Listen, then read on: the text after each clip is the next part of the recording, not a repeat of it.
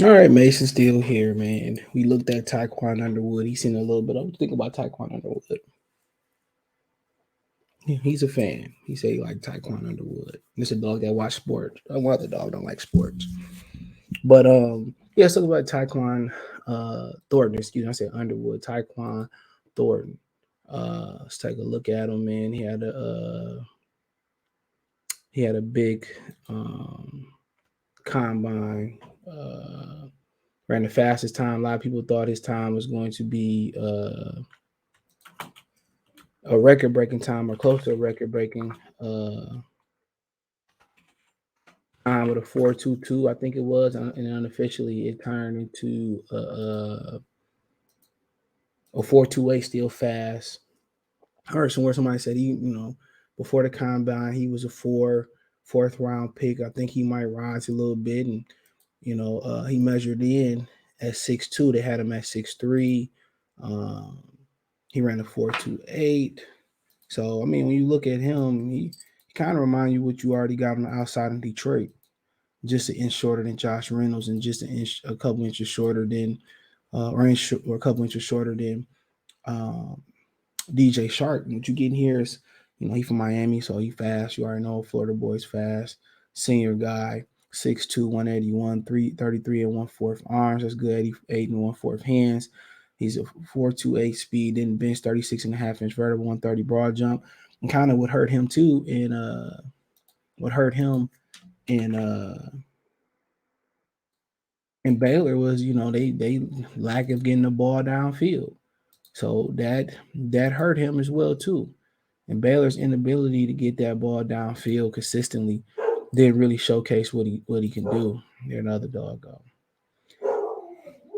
He gonna go crazy. He barking at nothing. He barking at nothing but the mail person, or the Amazon person, or the FedEx person. It says Baylor signed Thornton out of Booker T. Washington High School in Miami, though he switched his commitment to Florida at one point in the process, where he was a four-star recruit and ran a personal best 10.5 seconds in 100-meter dash and 21.07 seconds in 200-meter dash. He enrolled in January 2018 and contributed in the fall, starting 2 of 13 games played, 20 receptions, 354 yards, 17.7 yards a catch, 3 touchdowns receiving, or whatever.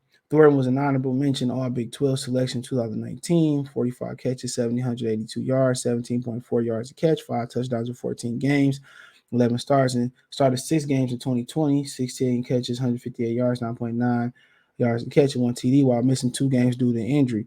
His second team all conference pick in 2021 is the Bears' leading receiver, 62 catches, 948 yards, 15.3 yards a catch average, 10 touchdowns, and 14 starts by Chad Reuter.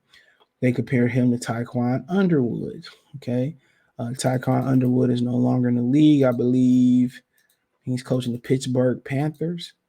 I'm thinking he played for like the Patriots. He played for Tampa. He's 35 years old though. So he played for the Jaguars, Patriots, Panthers.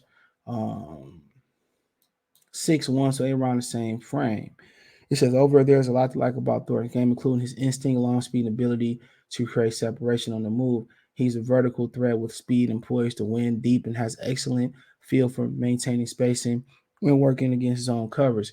He's skinny, linear, which is a bad combination of defeating strong press man corners on the next level. The poise and catch radius will work in his favor, but the success rate on contested catches will be lower than teams like based upon his history and physical traits.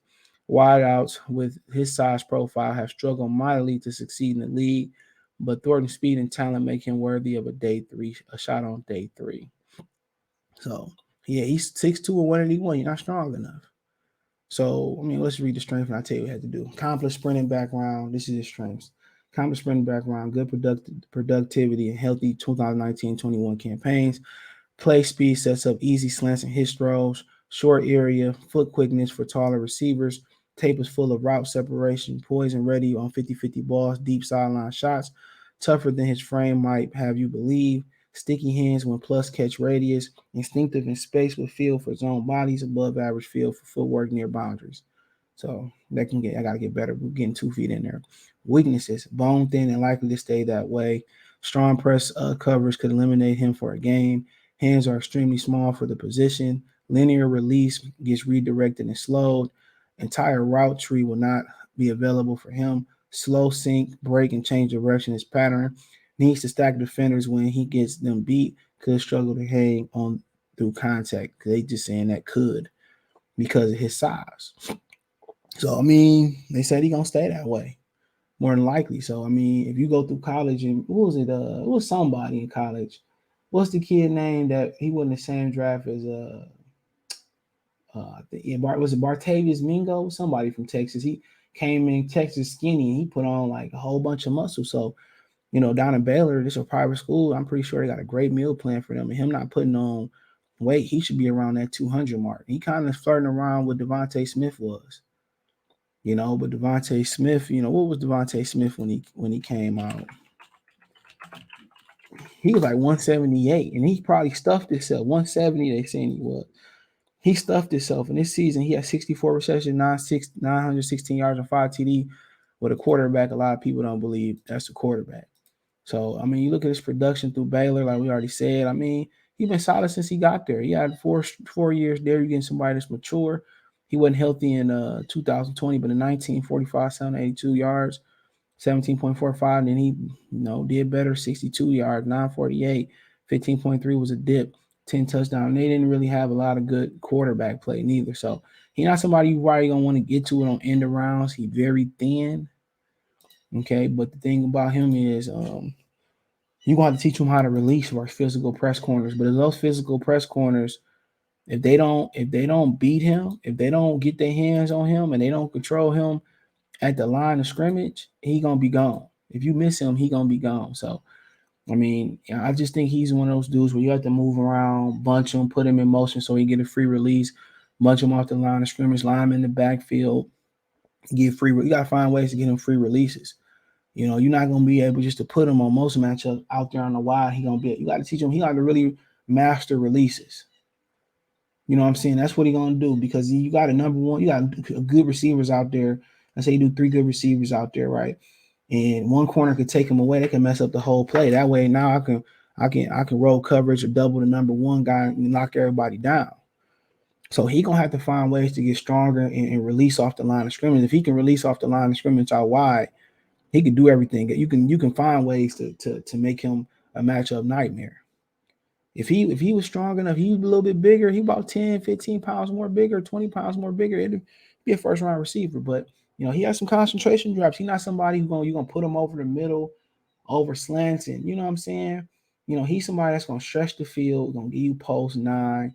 If you get him to get free releases, you get him to go over the middle, catch some slants and stuff of that nature, and the drags, he'll be dangerous. But he more of a long speed guy. Not every guy you get into in the bubble game, in the quick screen game, he gonna make some happen. He's somebody that's gonna go deep and catch deep balls. So, and maybe he can do some of that stuff underneath, and Baylor limited him. But like I said, his athleticism, his ability to get downfield, he just gotta. If he able to release, bro, better. You're able to get him a better release and beat press or jam coverage. I think he could be a star in this league. But there's ways you can bunch him up, you can move him off, move him around off the line of scrimmage, and if you get him day 3, I think you might be getting a steal. But there's ways to mask that up. They can't jam you past 5 yards anyway. So yeah, I like him a lot, bro. But you're looking for a deep threat to complement. I don't know what the Lions got. He might be worth the look, man. A lot of value there. You just gotta get him a little stronger. And if he can get off press release, I mean, he probably gonna be a problem in this league, maybe even a star. But hey, let me know what you girls and guys think. Check the Draft Spotlight Plus, more videos like this. Thumbs up the video, share the video, subscribe to the channel. Next to the subscribe button, it's the bell icon button. Hit all notifications, increase your chance to get notifications. We go live or drop a video. Want to make a financial donation? Cash App $ CJ Good 313, Venmo CJ Good 313, PayPal link in description. Like I said, I got one draft spotlight playlist. Sorry, got the Pistons and Lions all in there. So my bad. Somebody get mad.